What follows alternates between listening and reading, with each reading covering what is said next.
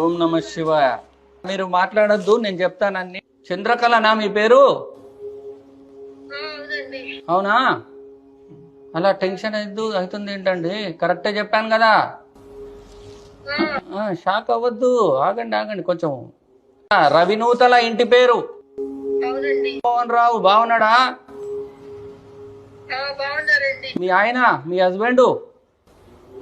ఉన్నారండి, ఇక్కడే ఉన్నారు, నా పక్కనే ఉన్నారు. చెప్తున్నా, పేరు ఆయనది కరెక్టే చెప్పిందా? కరెక్టే చెప్పింది. చూడండి దేవుడు ఎంత మోసం చేశాడు మీకు. పాపం మీ ఇద్దరికి ఏడవద్దు, అమ్మాయి పుట్టింది. కానీ ఈ రోజు మీ అమ్మాయి చావు బతుకుల్లో ఉంది, ఉందా లేదా? ఉంది కదా. అవును. అమ్మాయికి కనీసం అన్నం కూడా తినిపించడానికి లేకుండా పైపుల ద్వారా భోజనం పెడుతున్నారా? అంతే కదా. అవును. అవును కదా.